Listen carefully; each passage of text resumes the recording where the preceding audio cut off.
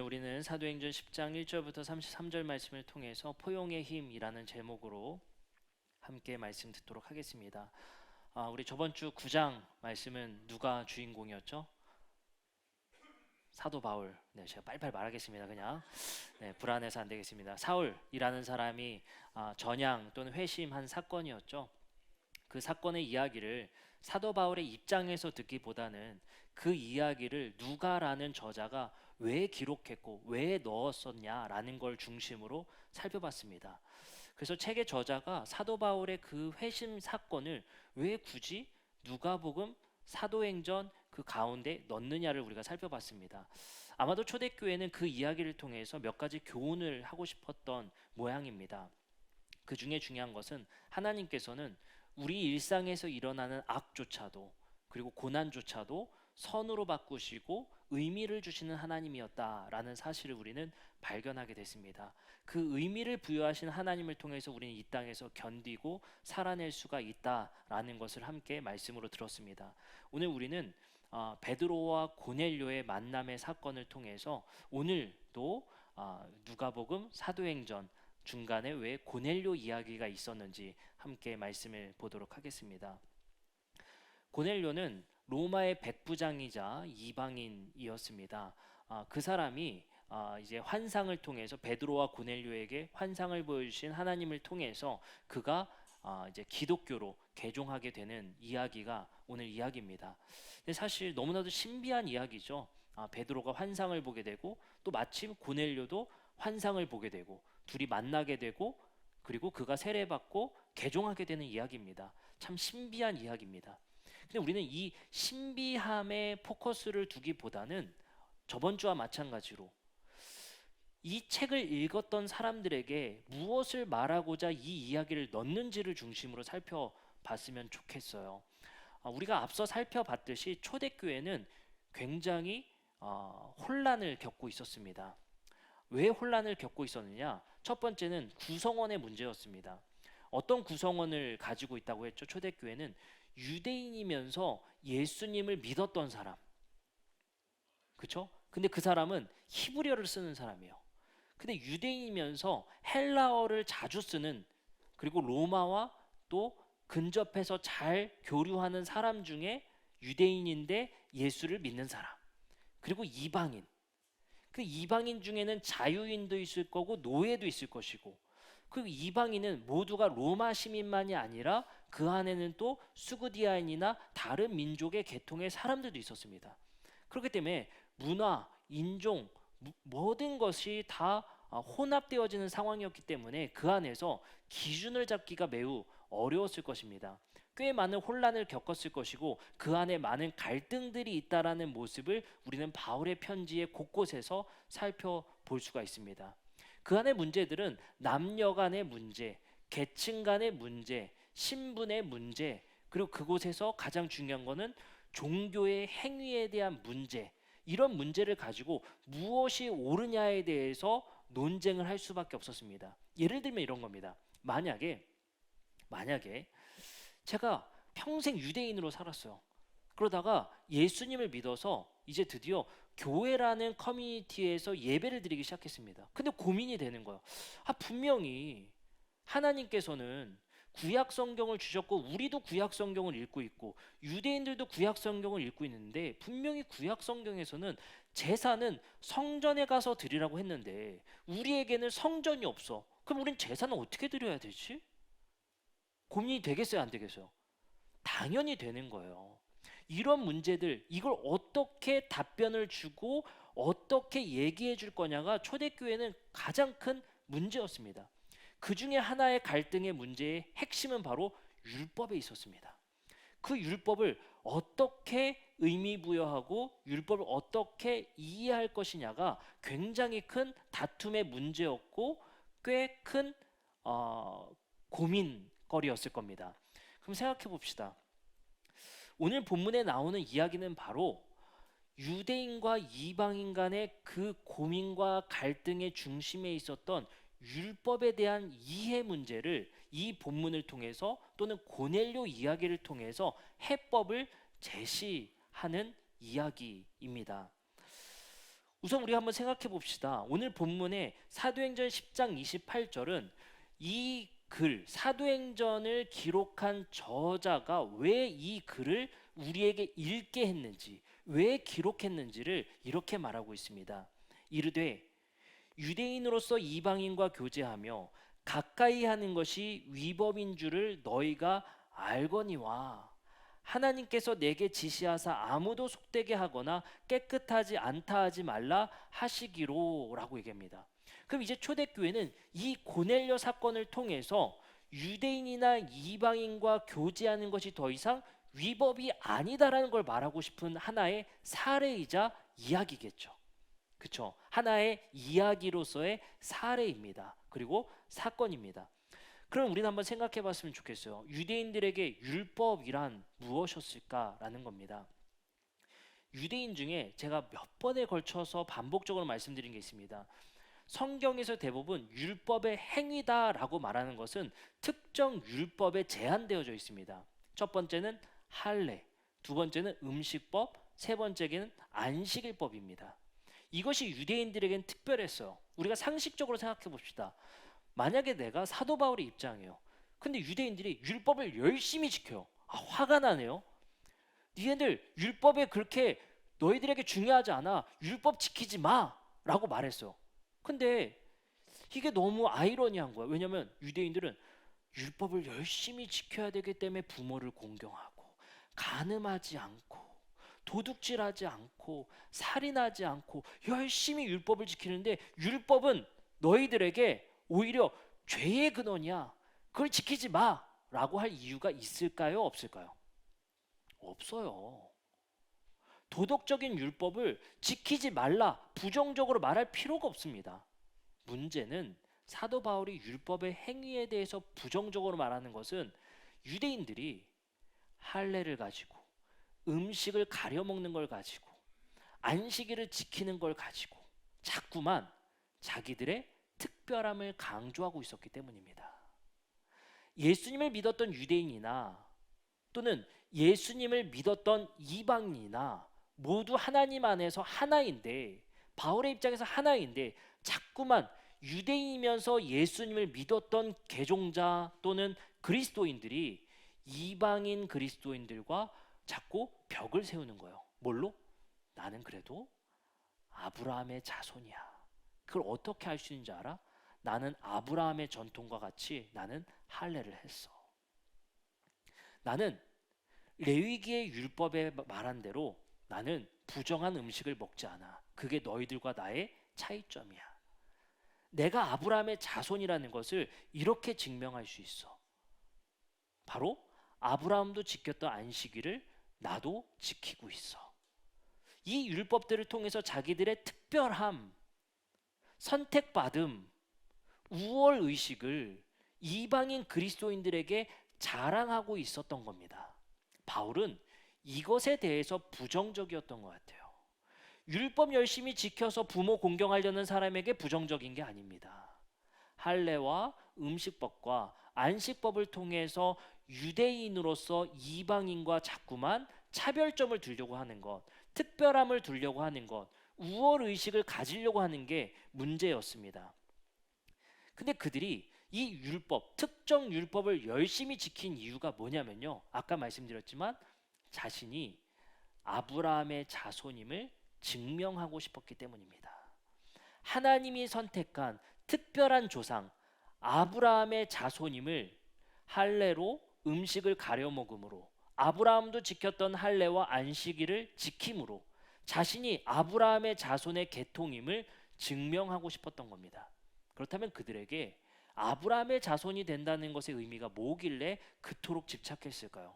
성경에서도 이것이 매우 중요한 명제임을 말합니다. 마태복음 3장 9절입니다. 속으로 아브라함이 우리 조상이라고 생각하지 말라. 내가 너희에게 이르노니 하나님이 능히 이 돌들로도 아브라함의 자손이 되게 할 수 있다. 유대인들은 속으로 뭐라고 말하고 있어요? 난 아브라함의 자손이야. 내 몸을 봐봐. 내가 지키는 것들을 봐봐. 그렇게 살아왔다는 거예요. 심지어 예수님은 삭개오라는 사람의 집에 방문했을 때 이렇게 말합니다. 예수께서 이르시되 오늘 구원이 이 집에 이르렀으니 이 사람도 아브라함의 자손이다 라고 말합니다. 이게 왜 놀라운 말씀이냐면요, 삭개오는 친로마적인 세금을 걷는, 어떻게 보면 로마와 결탁된 세리였습니다. 유대인들은 생각했을 겁니다. 저 사람은 친로마주의자고 우리를 배반한 반역자이고 저 사람은 아브라함의 자손이 아니야 라고 여겼을 텐데, 예수는 놀랍게도 그 사람이 아브라함의 자손임을 말하고 있습니다. 이것이 얼마나 파격적이었겠습니까? 이것은 돌려 말하면 이런 의미입니다. 너희들은 할례를 하고 안식일을 지키고 음식을 가려 먹지만 저 삭개오라는 사람이 되려 아브라함의 자손이다. 왜냐? 너희들은 몸에 할례를 했지만 안식일을 지키고 음식을 가려 먹지만 너희들에게 구제가 있느냐? 삭개오는 도리어 그것은 안 했지만 그에게는 자신의 재산을 팔아 2배로 나눠주겠다는 결단을 했다. 도리어 그 사람이 아브라함의 자손이다라고 파격적인 이야기를 하는 거예요. 이야기를 계속 진행해 보겠습니다. 그러면 그 사람들이 왜 그토록 아브라함의 자손이 되고 싶었을까요? 창세기의 말씀, 바로 우리 기독교도 유대교도 함께 보는 구약 성경에서 아브라함이란 인물이 등장하는 창세기 12장 말씀에 보면 하나님이 아브라함에게 이렇게 약속하시죠. 여호와께서 아브라함에게 이르시되 너는 너의 고향과 친척과 아버지의 집을 떠나 내가 내게 보여줄 땅으로 가라. 내가 너로 큰 민족을 이루고 내게 복을 주어 내 이름을 창대하게 하리니 너는 복이 될 것이다. 너를 축복하는 자에게 내가 복을 내리고 너를 저주하는 자에게 내가 저주하리니 땅의 모든 족속이 너로 말미암아 복을 얻을 것이다. 복의 약속을 하셨어요. 그렇죠? 이 약속이 누구에게 상속돼요? 그 후손들에게 상속되는 거예요. 그러니까 하나님이 선택한 아브라함의 후손, 자손이 돼야 이 약속의 상속이 되는 거예요. 그래서 로마서 4장 13절엔 이렇게 말합니다. 아브라함이나 그 후손에게 세상의 상속자가 되리라고 하신 언약은 율법으로 말미암는 것이 아니요 오직 믿음의 의로 말미암는 것이라. 여기서 바울의 이야기를 우리 이제 이해할 수 있습니다. 바로 상속자가 되리라고 하신 약속은 할례, 음식법, 안식일의 율법으로 가능한 것이 아니라 오히려 믿음으로 받게 되는 것이다 라고 말하는 거예요. 이것에 대해서 바울이 끊임없이 유대 그리스도인들에게 말을 하는 것입니다. 아브라함의 상속자가 되는 것, 아브라함의 후손이 되는 것, 후손이 되어서 아브라함의 복을 상속받는 그 사람은 너희들이 말하듯이 율법의 행위, 할례, 음식법, 안식법이라는 몸에 새기는 외식을 통해서 받는 것이 아니라 도리어 믿음을 통해서 받게 되는 것이다 라고 바울은 말하고 있는 거예요. 로마서 4장 16절에는 이렇게 말합니다. 그러므로 상속자가 되는 그것이 은혜에 속하기 위하여 믿음으로 됩니다. 이는 그 약속을 그 모든 후손에게 굳게 하려 하심이고 율법에 속한 자에게뿐만 아니라 아브라함의 믿음에게 속한 자에도 그러하니 아브라함은 우리 모든 사람의 조상이 될 수 있습니다 라고 말하는 거예요. 로마서 4장 14절은 이렇게 말합니다. 만일 율법에 속한 자들이 상속자이면 믿음은 헛것이 되고 약속은 거짓입니다. 갈라디아서 3장 7절 이렇게 말합니다. 그런즉 믿음으로 말미암는 자들이야말로 아브라함의 자손입니다. 뭐가 중요한 쟁점인지 아시겠죠? 아브라함의 자손이 되는 것, 그것에 쟁점이 있습니다. 그 이제 우리는 두 가지로 나눌 수 있어. 유대인들은 끊임없이 이렇게 주장하는 겁니다. 우리가 아브라함의 자손이라고 증명하는 것은 특정 율법의 행위로 증명할 수 있어. 기독교는 이렇게 말하는 겁니다. 아니야. 이방인들은 그걸 지키지 않아도 아브라함의 자손임을 말할 수 있어. 왜? 그들에게는 믿음이 있어. 그 믿음이라는 건 바로 예수 그리스도의 삶의 행위의 그 정체성이 그에게도 있기 때문이야. 그렇게 말하는 거예요. 그래서 제가 자주 얘기했죠. 로마서 강의 때 많이 얘기했죠. 믿음이라는 것이 서로 공명하고 있다고요. 아브라함의 믿음은 뭐였어요? 이삭을 바치는 믿음. 예수님의 믿음은 뭐였어요? 하나님이 예수님에게 명령하셨던 우리를 위해 죽기까지 사랑하라고 했던 그 명령에 대한 믿음. 우리의 믿음은 뭐예요? 우리도 이제 예수 그리스도를 위해 죽기까지 사랑하는 그 사랑의 믿음.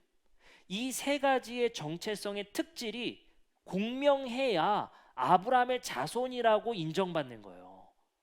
몸에 새긴 것이 같다고 해서 아브라함의 자손이 아니라 예수님과 아브라함이 서로 공명하고 있었던 순종의 믿음, 죽기까지 십자가에 달려 죽기까지 순종했던 순종, 아브라함이 이삭을 바치기까지 갔었던 믿음의 순종, 우리도 예수님께서 이제 너희도 죽기까지 이웃을 사랑하라고 했던 사랑의 순종, 이 순종의 정체성이 서로 공명할 때 아브라함의 자손임이라고 우리를 여기겠다는 겁니다. 그것이 믿음이에요.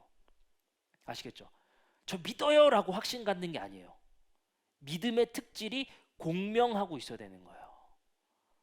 아시겠죠? 자, 그러면 이제 우리는 믿음으로 말미암아 아브라함의 자손이 되었습니다.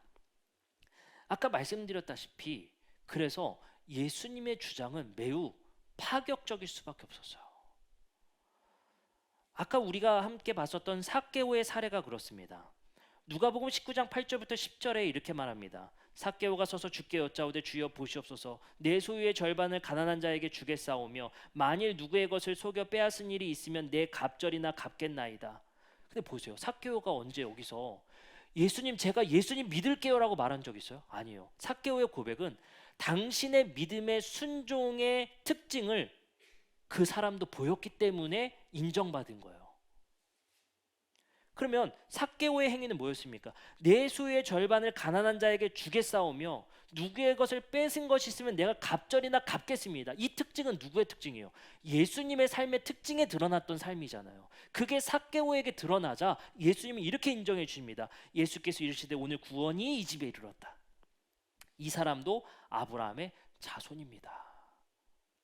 우리가 그리스도인이라는 정체성은 믿음의 고백을 통해서 그리스도인이라는 정체성을 말할 수 있는 것이 아니라 우리의 삶의 행위의 모습이 예수의 모습이 나타날 때 예수의 삶의 정체성이 우리의 삶에 드러날 때 이렇게 삭개오처럼 그때 아브라함의 자손임을 인정받게 된다는 거예요. 오늘 본문으로 돌아가 봅시다. 놀랍게도 고넬료라는 사람의 특징을 기록하는데 이런 특징을 갖고 있습니다. 사도행전 10장 2절이에요. 그가 경건하여 온 집안과 더불어 하나님을 경외하던 사람이었어요. 이게 웃기는 거예요. 이 사람은 로마의 군대 백부장이에요. 장관급 되는 겁니다. 꽤 높은 직이에요. 근데 그 고넬료라는 사람이 놀랍게도 하나님을 경외하던 사람이래요. 이 사람은 뭐냐면요, 로마인이면서 유대교로 개종했던 사람이거든요. 꽤 매력을 느꼈나 봐요. 유대에 파견받은 사람이거든요. 근데 그곳을 지내면서 유대인들의 종교를 보니까 꽤 매력이 있었나 봐요. 그래서 그 하나님을 경외하기 시작했던 사람입니다. 그러면서 이어나오는 특징이 뭐냐면요, 이렇게 말해요. 그가 경건하여 온 지방과 더불어 하나님을 경외하며 백성을 많이 구제하고 있는 삶의 특질을 보이고 있었단 말이에요. 그리고 하나님께 항상 기도하던 사람입니다. 이 특징은 예수의 삶 속에서도 자주 드러났던 특징이었단 말이에요. 삭개오의 모습에서도 드러났고 믿음이 뭐하고 있어요? 공명하고 있는 거야. 이 사람은 이미. 그리고 말합니다. 사도행전 10장 22절이에요. 그들이 대답하되 백부장 고넬료는 의인이었고 하나님을 경외하는 사람입니다.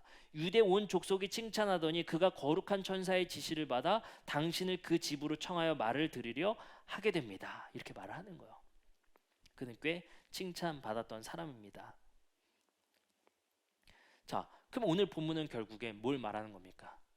이방인이었던 고넬료도 과연 하나님의, 다시 말해 아브라함의 자손이 될 수 있는가에 대한 답변을 말하고 있는 거예요. 답변을. 로마의 군대 장관도 우리 그리스도인이 될 수 있는가? 우리 교회로 개종할 수 있는가에 대한 답을 말하고 있는 거예요. 근데 거기에 큰 걸림돌이 뭐라고 했어요? 할례, 음식법, 안식법이라고 했어요. 그게 부족했거든요. 근데 하나님께서는 베드로에게 환상을 보이셔서 뭐예요? 내가 속되지 않다고 하는 것을 너희가 속되다 하지 말라는 거예요. 그걸 정답지로 환상을 통해 하나님이 말씀하시는 거거든요. 자, 봅니다. 10장 44절부터 45절이요.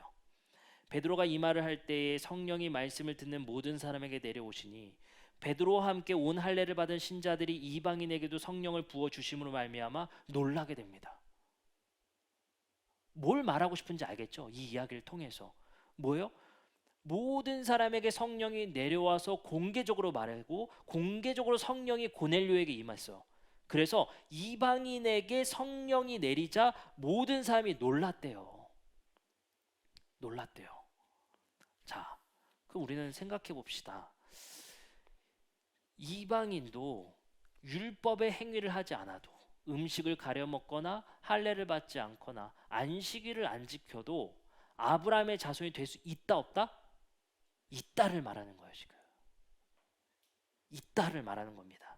그래서 더 이상 내가 속되다 하지 않는 것을 너희가 속되다 말하지 마라. 그래서 베드로에게 환상을 보여. 부정한 음식을 환상으로 보이시더니 잡아 먹어라. 그 경계를 넘어서라. 그들도 포용하라. 뭘 넘어서는 거야? 율법의 행위로 벽을 쳤던 걸 허물어라 라고 말씀하시는 거예요. 결국엔 하나님이 원하신 뜻은 무엇이냐? 바로 하나님 안에서 이방인과 유대인이나 모두 화목하기를 바라시는 겁니다. 이 본문은 결국엔 교회 안의 평화를 말씀하시는 거예요. 이 이야기의 사례를 통해 이방인도 뭐 할 수 있다? 그리스도인이 될 수 있다. 뭐가 없어도? 율법의 행위가 없어도. 그러니 이제 더 이상 너희들 가운데 갈등하지 마라. 평화로워라 라고 말씀하시는 거예요. 이것에 강조하는 말씀들 몇 구절을 읽어보겠습니다. 로마서 5장 10절부터 11절의 세 번역입니다. 우리가 하나님의 원수되어 있을 때도 하나님의 아들의 죽으심으로 말미암아 하나님과 화해가 되었다면 화해한 우리가 하나님의 생명으로 구원을 얻으리라는 것을 더욱더 확실한 일입니다. 그뿐만 아니라 우리 또한 우리 주 예수 그리스도로 말미암아 하나님을 자랑합니다. 우리는 지금 그로 말미암아 하나님과 화해를 하게 된 것입니다. 고린도후서 5장 18절부터 19절은 이렇게 말합니다. 이 모든 것은 하나님에게서 났습니다. 하나님께서는 그리스도를 내세우셔서 우리를 자기와 화해하게 하시고 또 우리에게 화해의 직분을 맡겨주셨습니다. 곧 하나님께서 사람들과 죄과를 따지지 않으시고 화해의 말씀을 우리에게 맡겨주심으로써 세상을 그리스도 안에서 자기와 화해하게 하신 것입니다. 오늘 본문을 읽어볼까요? 사도행전 10장 34절부터 36절에는 오늘 본문의 이유를 말합니다. 베드로가 입을 열어 말하였다. 나는 참으로 하나님께서는 사람을 외모로 가리지 아니하시는 분이시고 하나님을 두려워하며 의를 행하는 사람은 그가 어느 민족에 속하여 있든지 다 받아주신다는 것을 깨닫게 되었습니다. 그리고 말합니다. 하나님께서는 이스라엘 자손에게 말씀을 보내셨는데 곧 예수 그리스도를 통하여 평화를 전하신 겁니다. 이방인과의 평화, 화해. 그게 결국엔 이걸 읽었던 사람들에게 뭐겠어요? 교회 안의 평화. 이방인들에게 율법의 행위를 강요하지 마. 예수가 그 담을 허무셨어. 복음의 진리는 그 담을 허무는 거야. 그 경계를 넘어서는 거야. 율법의 행위로 아브라함의 자손이라고 증명하는 것이 아니라 예수와 아브라함에게 있었던 순종의 그 행위가 우리 안에 공명될 때 아브라함의 자손이라고 말할 수 있어. 그렇게 말하는 것입니다. 그러면 평화와 화해의 사명이라는 것, 결국엔 이방인과 유대인들 간의 갈등의 화해를 위한 본문이었다면 성경에서는 이 화해의 쟁점을 이렇게 말합니다.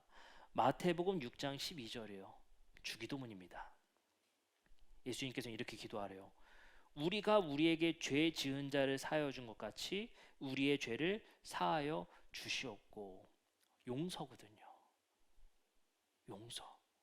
그리고 또 말합니다. 이어서 14절부터 15절에 이렇게 말해요. 너희가 사람의 잘못을 용서하면 너희 하늘 아버지께서도 너희 잘못을 용서하시려니와 너희가 사람의 잘못을 용서하지 아니하면 너희 아버지께서도 너희의 잘못을 용서하지 아니하시리라. 뭐예요? 용서의 문제예요. 그래서 제가 이 본문을 곱씹으면서 여기까지 설교가 마무리됐었어요. 근데 제가 이 설교를 준비하면서 한 가지 생각이 나는 게 있는 거예요. 뭔지 아세요? 9장에는 사도 바울의 이야기였잖아요. 그리고 10장에는 고넬료와 베드로의 이야기였어요. 생각해보니 사도 바울의 입장과 베드로의 입장에서도 한번 생각을 해보자 해서 생각을 해봤어요. 근데 생각해 보니까요, 이게 참 재미난 사실 한 가지가 드러나게 됩니다. 우리는 이렇게 생각해야 되잖아요. 사도 바울이 그리스도인들 핍박했기 때문에 그리스도인들이 사울을 용서해야 되잖아요. 그쵸? 근데 사울의 입장에서 생각해 보면 사울은 누굴 용서해야 되냐면요, 사실 이방인과 그리스도인들을 스스로 마음에 용서를 해야 되거든요. 왜 그러냐면요, 놀랍게도 9장과 10장에 등장하는 주인공이었던 사도 바울과 베드로의 특징이 있어. 아, 어떤 특징이 있냐면요, 지독한 트라우마를 겪었던 사람들이에요. 사도 바울의 입장에서 생각해 보면요, 왜 그렇게 기독교인들을 핍박했을까요? 왜 그렇게 핍박했을까요? 지금 우리에게는 그렇게 많지 않은데 우리 어르신 세대 그 이상으로 넘어가면 일제 시대와 6.25에 대한 트라우마가 굉장히 깊이 새겨져 있습니다. 그렇죠? 그게 굉장히 깊이 새겨져 있어요. 그 깊이 새겨지는 것에 자극적인 명제가 딱 들어갔을 때 분노하게 되고 갈등이 생길 수밖에 없어요. 그러면 사도 바울의 입장에서 생각해 볼까요? 뭐가 그렇게 트리거가 돼서 분노하게 만들었을까요? 뭐가 그렇게 트리거가 돼서 그 사람들 핍박에 이르게 했을까요? 사도 바울의 입장은 자신들의 오랜 역사 속에서, 아주 기나긴 400년이 넘는 역사 속에서 특정 이스라엘의 사람들 중에 우상을 숭배했던 사람들 때문에 우리가 이렇게 됐다라는 트라우마가 가득했을 거예요. 우리가 지금 로마의 압제를 왜 당하는 줄 알아? 우리가 왜 바벨론에 갔다 왔는 줄 알아? 성전이 왜 무너졌는 줄 알아? 우리가 왜 세금을 가이사에게 다 바치는 줄 알아? 구약 성경에 우상 숭배라고 하고 있어. 근데 너희가 예수를 하나님처럼 예배해? 그게 트리거가 되는 거예요. 트라우마의 발작 버튼이 딱 있는 거예요. 우상 숭배. 베드로의 입장에서 생각해 봅시다. 베드로의 입장에서 생각해도 똑같아요. 베드로는요, 놀랍게도 오늘 만난 사람은 로마의 백부장이었던 고넬료예요. 원수예요. 우리의 민족을 지배하고 있는 원수입니다. 사도 바울의 이야기의 9장 1절에 그래서 저자는 이렇게 말해요. 사울이 주의 제자들에 대하여 여전히 위협과 살기가 등등하여 대제사장에게 가서, 여기서 등등하다라는 게 헬라어로 엠프네오라는 거거든요. 이게 뭐냐면요, 들숨과 날숨이에요.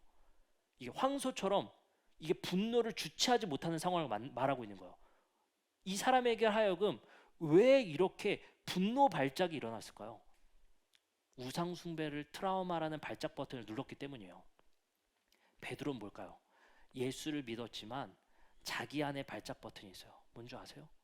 로마, 예수를 죽인 원수, 가이사, 빌라도, 내가 칼을 뽑았지만 예수를 지키지 못했었던 그 군대 장관.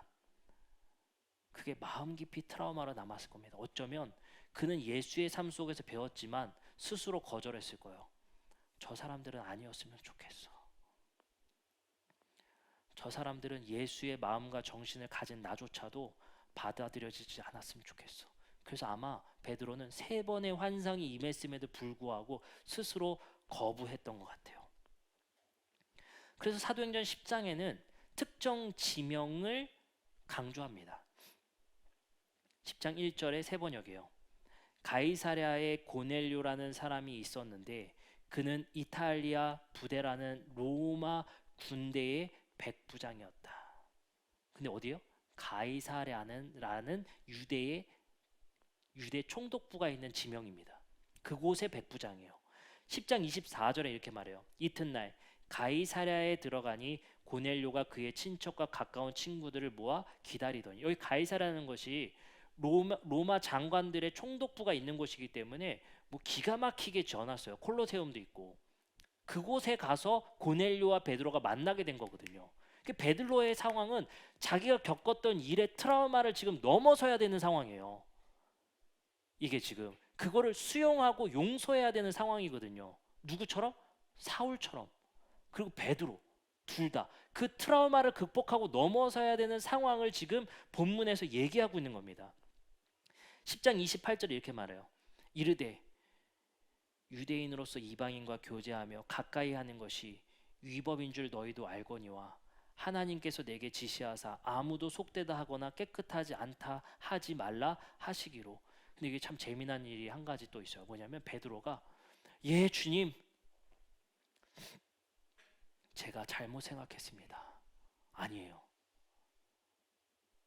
아니에요. 내가 벽 쳤던 거 잘못했습니다, 주님. 내가 깨달았습니다가 아니에요. 뭐라고 하냐면요. 하나님께서 내게 지시했기 때문에 수용하겠습니다. 말하고 있는 거거든요. 베드로가 이걸 넘어서는 게 얼마나 힘들었는지 갈라디아서 2장 말씀에 보면 야고보에게서 온 예루살렘 지도자들이 갈라디아 교회에 방문했을 때 베드로는 이방인과 식사를 하다가 도망쳐 나옵니다.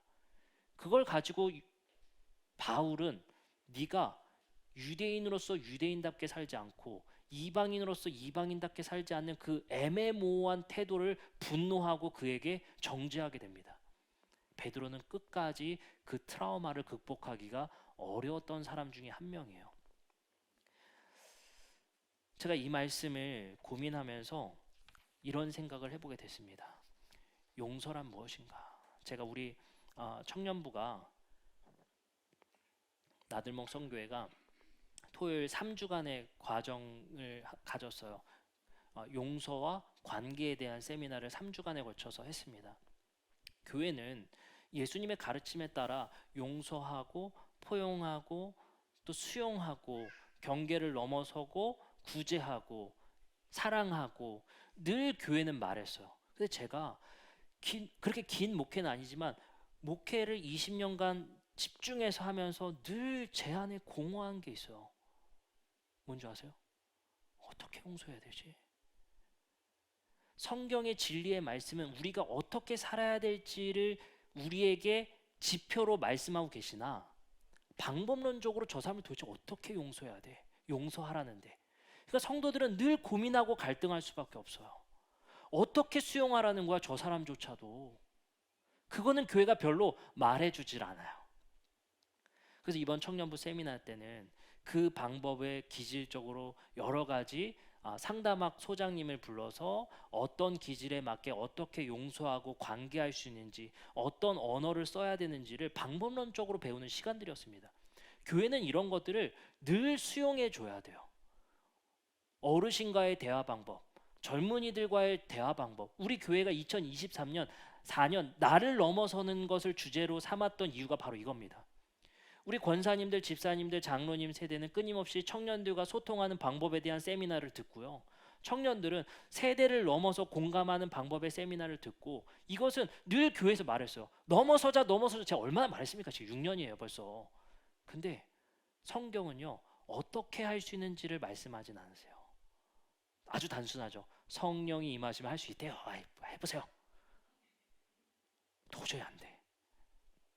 근데 하나님은 우리에게 문화명령을 하시고 생육하여 번성하여 충만함을 통해서 우리의 삶의 특질과 의학과 사회과나 과학과 심리학과 많은 여러 가지 방법들을 통해서 용서하는 방법과 나를 다스리는 방법과 치료하는 방법과 사랑하는 방법, 구제하는 것, 그것이 우리의 삶에 무슨 의미인지를 이제 연구하고 우리에게 많은 것들을 알려주고 있습니다. 교회는 이제 그 방법을 많이 수용해야 돼요. 어떻게 살아야 되는지 성경을 통해 우리에게 지표로 우리에게 말씀하셨다면 그것을 어떻게 할 수 있는지를 이제는 방법론적으로 배워야 돼요. 내 자녀들과 소통하는 방법, 위의 세대들과 우리가 소통하는 방법, 그 어렵다는 MZ세대 넘어서기. 우린 배워야 돼요. 그러면서 제가 요즘에 책을 읽는데 저번 주에 말씀에 그래서 포스트 모더니즘이라는 이데올로기가 이런 얘기들의 사고방식이라고 했잖아요. 야, 너의 삶의 목적은 뭐니? 목사님, 삶의 목적이 꼭 있어야 돼요? 너의 삶의 의미는 뭐니? 삶의 의미가 꼭 있어야 돼요? 과거에 어떤 이데올로기적으로 사람은 목적이 있는 삶, 사람은 의미가 있는 삶이라는 기준을 정했다면 포스트 모더니즘적이라는 건 그거에 무조건 반항, 안티적으로 말하는 거거든요. 그 삶이 모호해지는 거예요. 그러면 우리의 삶에 의미도 없고 공허해지고 허무하다면 왜 살아야 돼요? 죽지 못해 산다? 뭐 이렇게 말할 거예요? 이게 애매모호해지는 거잖아요, 삶이. 근데 성경에서 뭐라고 합니까? 성경에서 어쩌면 그 약속이 우리가 살 때 이루어지지 않더라도 그 약속을 믿고 사는 게 의미라고 했잖아요. 그게 꼭 내 삶에 이루어지지 않더라도 그 방법이 지금 우리를 살고 견디게 하는 놀라운 방법이라니까요. 제가 그 말씀을 통해서 저는 종교적으로 그걸 이해해서 여러분들에게 가르쳐 드리잖아요. 제가 근데 사회과학적인 책을 많이 읽단 말이에요. 근데 여러분들께 추천하고 싶은 책이 하나 있어요. 책 제목이 뭐냐면요, 죽음의 수용소에서 라는 책입니다. 죽음의 수용소에서. 빅터 프랭클이라는 심리학자가 쓴 책이에요. 이 사람이 참 놀라운 사람입니다. 빅터 프랭클이라는 사람이 홀로코스트 때 나치 수용소에 갇히게 돼요. 그곳에서 심리학자로서 삶의 의미를 가지고 존엄하려고 했던 사람과 포기했던 사람과의 죽음의 차이를 분석한 책입니다. 근데 와이프도 수용소에서 죽어요. 근데 놀랍게도 심리학자인데 자기가 자기를 실험하게 된 거예요, 그곳에서. 근데 놀랍게도 이 심리학자가 발견한 것은요, 의미를 찾지 못하고 포기한 사람, 그냥 자기가 똥 싸놓고 똥에 뭉개고 마지막에 그냥 밥도 안 먹고 처진 사람 무조건 죽더라는 거예요, 이게. 근데 그곳에서조차도 존엄을 갖고 살려고 했던 사람들의 생명력과의 차이를 분석한 책입니다. 그만큼 우리가 이 땅에서의 삶을 견디게 하는 데 있어서의 의미라는 게 중요한 의미 심리학자라고 불리는 사람이에요. 근데 그거를 성경에서 뭐라고 말합니까?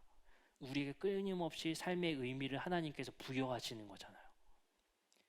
이게 사회적인 연구와 성경에서 말하는 지표와 사실 같은 걸 말하는 거란 말이에요. 그리고 우리가 이런 얘기가 있어요. 연세대학교의 그 뇌과학자라고 불리는 김주환 교수가 쓴 여러 권들의 책들을 제가 읽으면서 몇 가지 깨달은 바가 있습니다. 인간의 뇌에 중요한 작용을 하는 뇌의 부위 중에 편도체와 전전두엽이라는 부위가 있어요. 근데 편도체라는 부위는 우리에게 불안과 두려움을 만들어내는 부위입니다. 실제로 편도체 장애를 겪고 있는 사람들의 특징은 뭐냐면요, 귀신의 집에 가도 두려워하지 않는데요. 공포를 못 느낀대요. 근데 이건 된대요. 공감은 된대요. 누가 두려워하고 있으면 저거 두려운 상황인가 보단 되는데 내가 두렵질 않은 거야, 그 편도체 장애를 겪고 있으면. 그리고 우리의 기관 중에 전전두엽이라는 것은 기억력, 사고력, 감정, 행동을 조절하는 관제 센터라는 곳이에요. 그래서 이 편도체라는 것은 우리에게 두려움과 불안이라는 것을 학습시켜서 해마로 기억하게 만드는 작용을 한대요, 이게. 그래서 이 불안과 두려움과 이 편도체의 작용이 극대화된 사람들이 겪는 것이 사회공포증, 사람을 만나기 힘든 대인관계의 불안증, 그리고 일에 집중하지 못하는 범불안 장애, 이것을 더 넘어서 편도체가 과하게 발달되면 숨쉬기가 힘든 공황장애가 되는 거예요. 결국엔 이 불안 증세들은 편도체와 관련되어 있는 것이고, 이 정신과 약은 편도체 작용과 관련된 약입니다. 이걸 순화시켜주는 약, 이걸 먹는 거예요. 이 편도체라는 건 결국엔 우리에게 공포와 두려움이 극대화되는 거예요. 근데 이게 어렸을 때 이 뇌 기능의 밸런스를 잘 맞춰줘야 된다고 하거든요, 이 교수님은.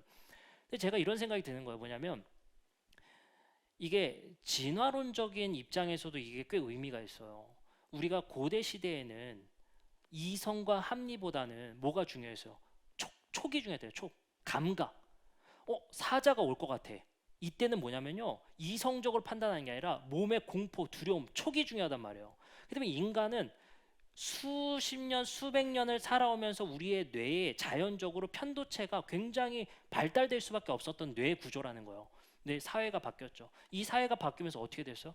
여러분들, 사실은 우리가 수능을 보러 갈 때 공포가 있고 두려움이 있고 떨림이 있을 때 사실 편도체가 작용하면 되는 게 아니라 뭐가요? 전두엽이 작용을 해야 되는데 우리는 여전히 뇌가 여전히 발전하지 못해서 편도체가 작용해서 결국엔 어떻게 돼요? 떨어서 수능을 못 보는 거야. 이게 이 밸런스를 잘 어렸을 때 잘 맞춰줘야 된다는 거예요.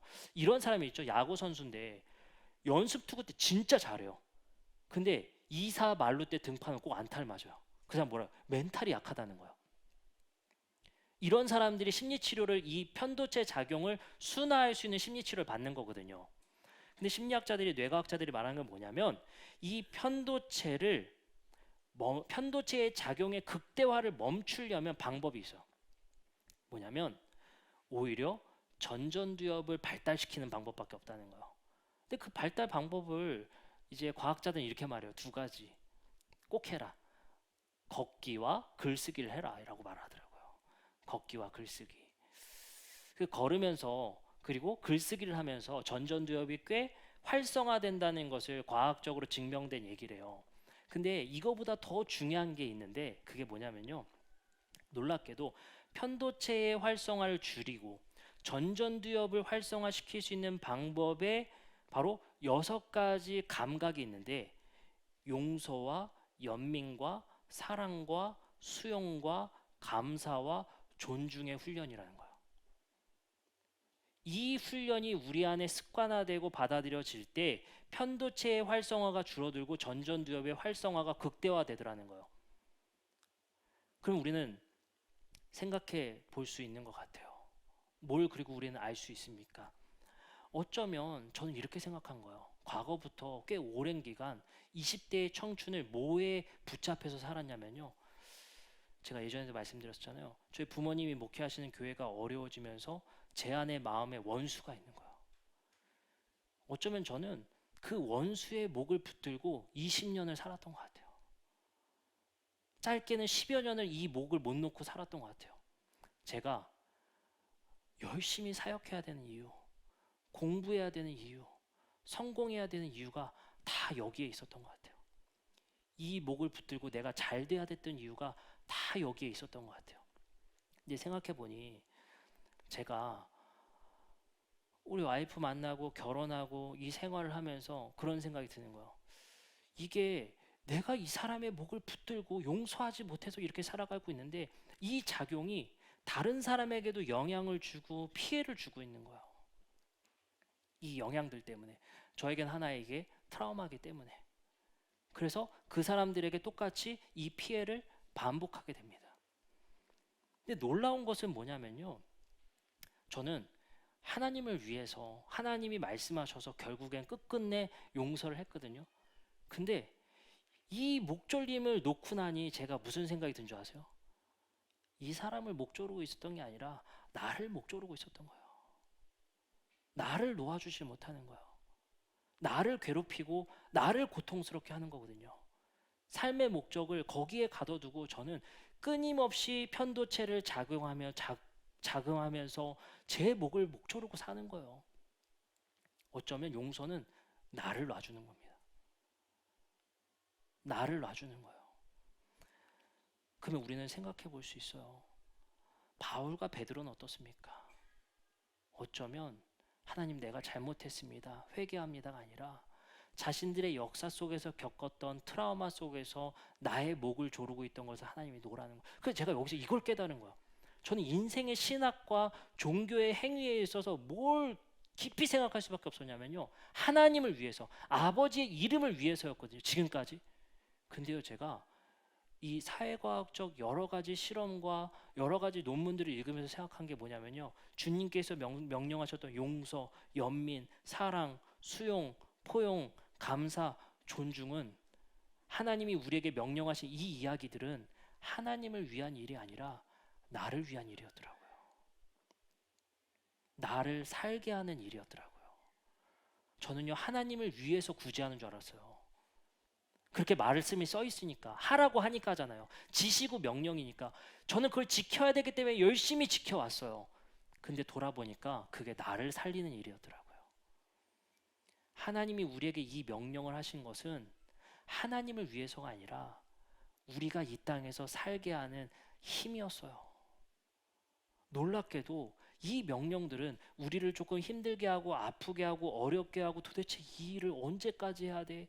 이 고생에 이 신앙심은 언제까지 끌고 가야 돼? 라는 생각으로 지금까지 끌고 왔는지 모르겠지만 돌아보니, 그리고 이것을 드디어 제가 이 의미들을 생각해 보니, 의학적인 자료를 살펴보니 하나님이 나 잘 되라고 하는 일이었구나. 내가 이 땅에서 정신적으로 고통받으며 살지 않게 하기 위한 하나님의 명령이었고 권면이었구나. 알게 되는 거예요. 어쩌면 하나님은 바울아, 네 목졸림을 놔줘라. 베드로야, 나를 해했었던 그 로마를 원망하고 원수지었던 것을 이제는 너의 목을 놔줘라. 네가 살 길이다. 어쩌면 주님께서 말씀하셨던 70번씩 7번 용서하고 원수도 사랑하라고 명령했던 건 우리에게 고통이 아니라 하나님이 내가 살게 하는 방법을 알려주시는 거였더라고요. 수용이라는 것은 우리가 저항하지 않고 받아들이는 거래요. 항복의 의미라고 합니다. 진정한 수용은 그래서 완전한 항복이라고 말합니다. 여러분들,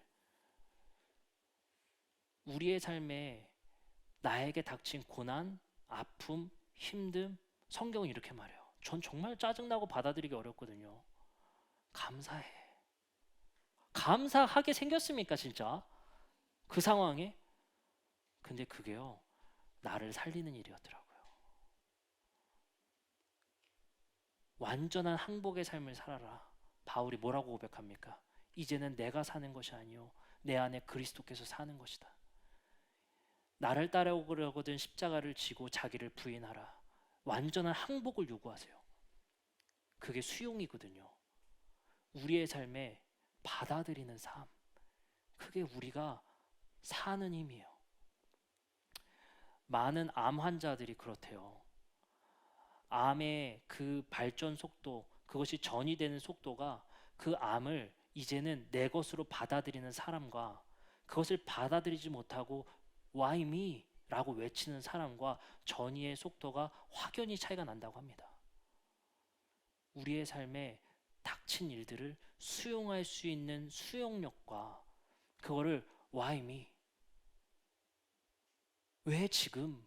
이라고 외치는 사람과의 뇌신경의 파괴 속도는 엄청난 차이를 보인다는 거예요. 놀랍게도 치매를 관리 감독하는 센터장들의 공통된 얘기가 있대요. 치매 걸리는 사람들의 특징 중에 하나 뭐냐? 젊었을 때 꼭 화병에 걸렸던 사람이래요. 예. 그게 우리는 어떻게 생각할 수 있냐면 그 편도체가 극대화돼서 완전 터진 사람들이거든요. 그 사람들이 치매에 걸릴 확률이 굉장히 높다는 거예요. 결국엔 뇌작용이라는 것이 우리의 육신의 건강, 우리의 헬스에 얼마나 영향을 미치는지 우리는 너무 잘 알아요. 이게 이제 뇌과학적으로 너무나도 많이 증명됐고 많이 논문화돼서 과학적이라는 걸 이제 말하고 있어요. 근데 생각해 봅시다. 놀랍게도 성경은 우리에게 이미 이것을 말하고 있어요. 근데 그것이 하나님을 위한 일인 줄 알았어요. 근데 알고 보니 내가 살 길이더라고요. 우울증의 시대, 공황장애의 시대, 불안증의 시대, 약 없으면 못 자는 수면 장애의 시대 속에서 하나님은 우리에게 내가 살 길을 이미 말씀하고 계셨더라고요. 예수님이 용서하라, 왜 연민을 갖고 사랑하라, 수용하고 포용하라, 감사하라, 존중하라. 왜 그토록 우리에게 아무 생각 없이 이 일을 행하라 라고 말하는 게 아니라 이 일이 나를 살리는 일이었다는 거 생각해 보게 됩니다. 말씀을 마치면서 제가 이번 주에 명절이 다가오므로 명절에 어느 집에서 명절을 지낼 것이냐를 가지고 저희 와이프와 큰 전쟁을 치룬 마음의 어려움을 갖고 있는 입장으로서 그런 생각을 갖게 되는 거예요. 저는 얘기했거든요. 저희 집에서 이번에 섬기자. 그래서 저희 와이프도 좋다 얘기를 했어. 근데 그 얘기가 끝나고 저희 와이프한테 얘기한 거야. 나 떡국 못 끓이는데 이 얘기를 하는 거예요. 저는 근데 그게 별 얘기가 아니잖아요. 근데 갑자기 그게 트리거가 돼서 막 분노를 못 참겠는 거예요, 막. 아, 우리 집에서 한다고 했으면 하면 되는 거지. 거기서 왜 떡국 얘기가 나와? 사실 별 얘기가 아니잖아요, 지금 이게. 정신병자 같이 제가 너무 화가 나는 거예요. 그때 막 폭주를 하는 거예요. 그래서 제가 얘기했죠. 제가 그 사람이 아파할 말이 뭔지 정확하게 알거든요. 그거 어렵지도 않은 거 내가 밀키트로 끓일게. 그 뭐가 어려운데? 뒤 얘기는 아시겠죠? 말하지 않아도 난리가 난 거예요. 제가 근데 그리고 나서 설교 준비하는데 또 주제가 이거야. 제 마음이 너무 불편한 거예요. 근데 사실 이게 별거 아니잖아요. 그저 와이프는 그냥 푸념을 한 건데 그 작은 푸념이 그날은 못 받아주겠는 거예요, 이게. 그래서 제가 생각해 봤어요. 제가 요즘에 우리 성도님께 말씀드리는 제가 어려움 한 가지가 있는데, 목회자의 인생이라는 것은 우리 성도들의 삶을 끊임없이 서칭하고 트래킹하고 따라가 줘야 되거든요. 예를 들어서 우리 장로님이 저한테 아유 우리 둘째 딸 이런 일이 있었어요. 저한테 얘기를 하는데 제가 둘째 딸이 뭐가 있었지? 제가 그 삶의 궤적을 못 쫓아가면 서운할 수 있거든요. 네. 취업 준비생이었나? 대학원생이었나? 저는 이거를 모든 스토리를 계속 따라가야 되잖아요. 그러다가 제가 못 따라갔어. 대학원 갔어요? 뭐 이런. 저번에 말했는데. 왜 기억도 못 하시고. 제가 이거 얼마나 제가 정신적으로 아프다, 힘들다, 어렵다, 공감하고 하는데 저도 사람이니까 그걸 수용하고 포용하는 정신적 총량이 있어요. 근데 제가 그 총량이 교회에서 넘어서면 와이프가 이 작은 얘기를 했는데 폭주하더라고요. 저한테 와이프의 이야기를 받아들일 수 있는 여지가 없는 거예요, 여분이. 그 가득 차니까. 그럴 때 저는 쉬어야겠다 라는 생각을 되게 많이 갖거든요. 그걸 좀 덜어내야 되겠다 생각을 되게 많이 가져요. 그래서 제가 이 생각을 하면서 우리 성도님들과 오늘 말씀을 마치면서 그런 생각을 좀 해보게 됩니다. 하나님, 우리에게 명령하셨던 용서와 연민과 사랑과 수용과 감사와 존중, 우리는 이것을 담을 수 있는 그릇을 넓혀주시고 이 총량을 넓혀주셔서 넉넉함 주셔서 작은 것에 우리의 분노의 감정에 휩싸이지 않고 우리가 조금 더 건강한 생각을 할 수 있도록 하나님 나를 다스려 주시고 나의 삶에 그런 은혜를 달라고 하는 것이 우리의 기도의 필수적인 것 같아요. 그리고 우리가 깨달은 바, 오늘 말씀을 위해서 깨달은 바, 결국에 오늘 말씀의 이야기는 베드로를 살리는 이야기였고 사도 바울을 살리는 이야기였습니다. 우리가 왜 용서해야 되는지, 우리가 왜 연민을 가지고 수용해야 되는지, 감사해야 되는지. 어쩌면 우리 그리스도인은요, 성경이 하라니까 이게 너무 컸던 것 같아요. 그저 했던 것 같아요. 알고 보니 하나님을 위해서, 아버지의 이름을 위해서 우리는 종교 생활을 그토록 열심히 해왔는데 이것을 알고 보니 우리를 위한 일이었다. 하나님이 나를 지키고 나의 삶을 지켜주시기 위함이었다 라는 것입니다. 오늘 우리는 이 말씀을 가지고 함께 기도하고 찬양하는 시간을 가졌으면 좋겠습니다.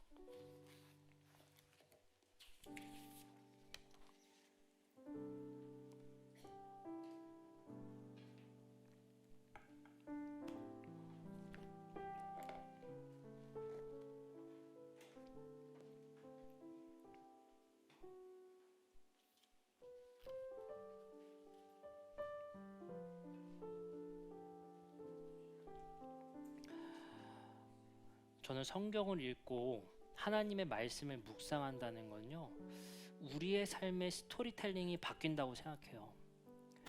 이제 우리는 이스라엘의 역사, 아브라함의 역사가 아니라 그 역사가 내 역사가 돼서 그 스토리에 함께 살아가는 거거든요.